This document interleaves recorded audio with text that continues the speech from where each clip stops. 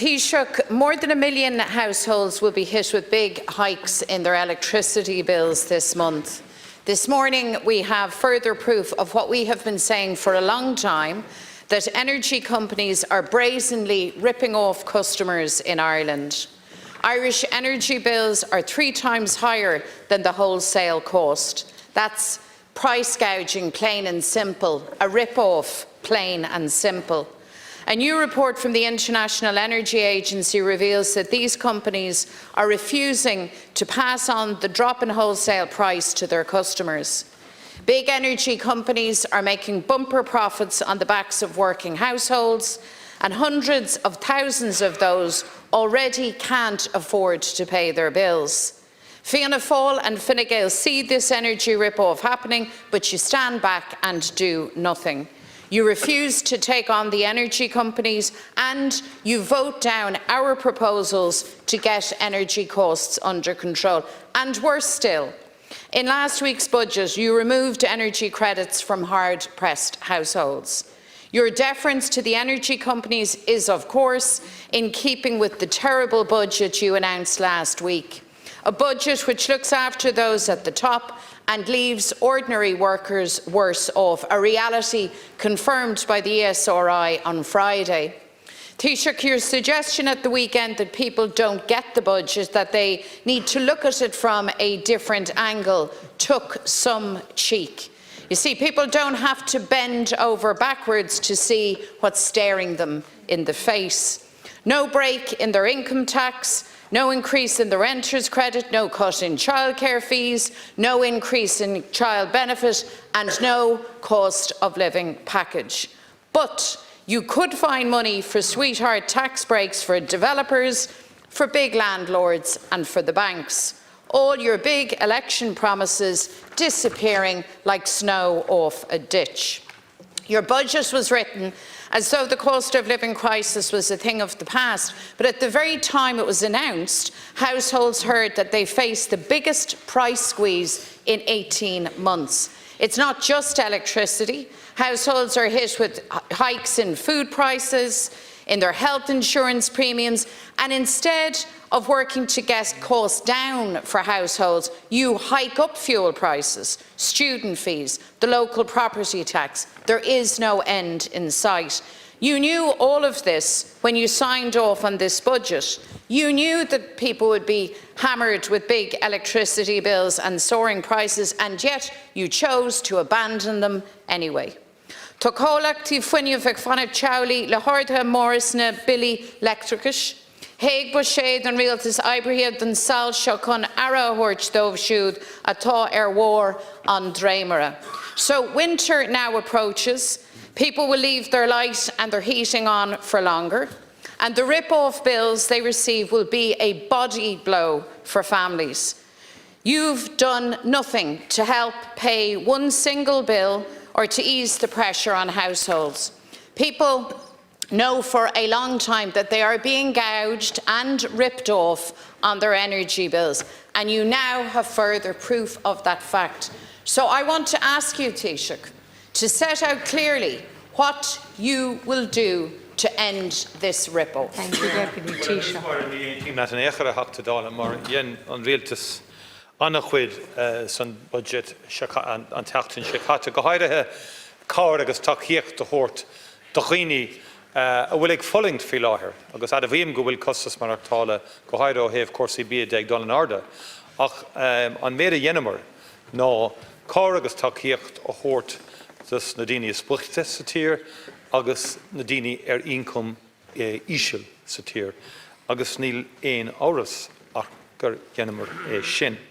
Just to say at the outset that the budget, when you look at it across the board, focused in on those on the lowest incomes and also in investing in public services and in infrastructure. And all of us in society benefit from investment in infrastructure, in education services, in special education services, in health services, in more housing. Housing is the biggest single issue facing us, and the budget puts extraordinary resources into housing on top of what was provided in the National Development Plan.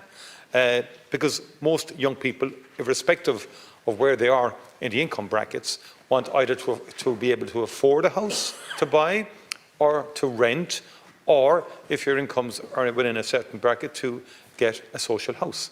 And we've provided enough resources for over 10,000 social houses to be built next year, and additional social houses to be leased or acquired. That's the point I'm making. I didn't say anybody got it wrong or anything like that, but I'm simply saying, by the way, I'll come back to the ESRI. The ESRI methodology, I would argue, is somewhat flawed in terms of no. Like, you might want a serious debate. Under the switch model, if you index to inflation, the lowest income deciles benefit substantially more than anybody else, by up to 4 or 5%. If you index to wage growth, it's a different story.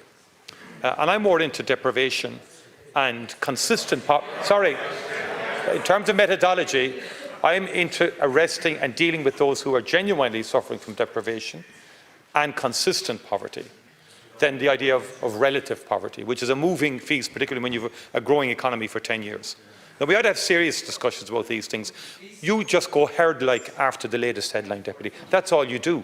You latch on to the latest headline and off you go. I can recall during the energy crisis, the proposals that you came up with would have undermined our financial credibility and would have been a boon to the oil companies and to the fossil fuel companies. You wanted to underpin them. And if you keep on doing energy credits, where's the pressure on the companies? Where's the pressure on the companies? You're saying government, what you're suggesting is we keep bailing out the companies. We keep underpinning the gouging. Because if the companies think there's going to be 200, 500, 1,000 euros every year, that will get factored in without question. And I think what's important in terms of the energy companies is there's a more fundamental issue facing the market, and it's the methodology by which the single European market works in terms of how prices are determined in terms of gas. And the marginal pricing or pay as clear system. That is the fundamental problem.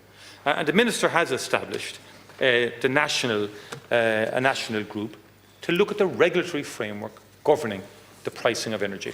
That has to also happen in tandem with Europe.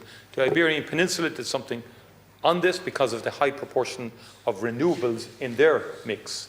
We need more renewable energy, but in the interim we're totally reliant to importation of gas, not totally, but almost 80%. Thank you, Taoiseach. And that is one of the fundamental, because gas sets the price.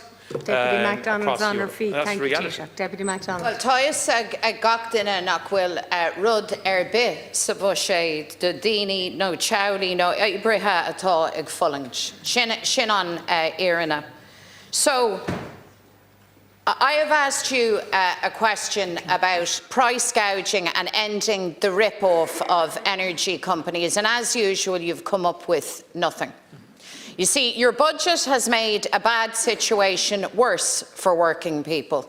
And I know you're not a great listener. God knows your backbenchers know that all too well.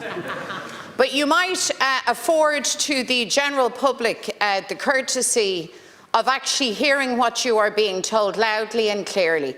Workers and families are struggling and struggling hard. The ESRI has confirmed that you've left them worse off with your budget.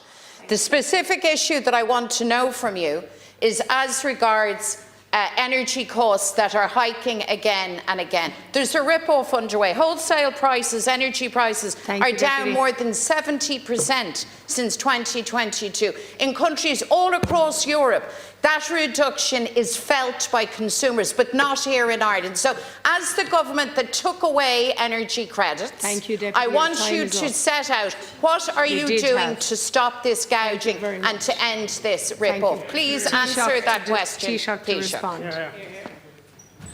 Deputy, we know that energy prices in Ireland are high, and there's a number of factors. The fundamental factor is the broader regulatory framework that governs the pricing of energy. Gas being the issue. Gas sets the price, and we're at a disadvantage in that respect, but also the dispersed nature of our grid. We've the eighth highest electricity prices among the EU 27 when adjusted for purchasing power parity. That's where we are right now. And the Minister has established a National Energy Affordability Task Force to deal with this issue, to identify. But the ESR used a different methodology, the one that we used last week in terms of how we utilised the switch. Deputy, please Not mine, allow no. the answer. This is well known. But I thought you were saying you're clearly Allow not the listening, answer, Deputy. You're Deputy. interrupting all the time, as your colleagues do all the And time. your time's And almost the up. bottom line is that you either wanted, and I always remember your intervention during the energy crisis. It was the Liz Truss intervention, if you remember. Thank you. You copied, paste and copy of Liz Truss, and thanks be to God we didn't accept your Thank you. proposals. Time is Because up. look what happened, Prime Minister Thank you, Truss, Taoiseach, and the your time is markets up. and everything else in the Deputy UK economy Ivana at the time. Bacik of the Labour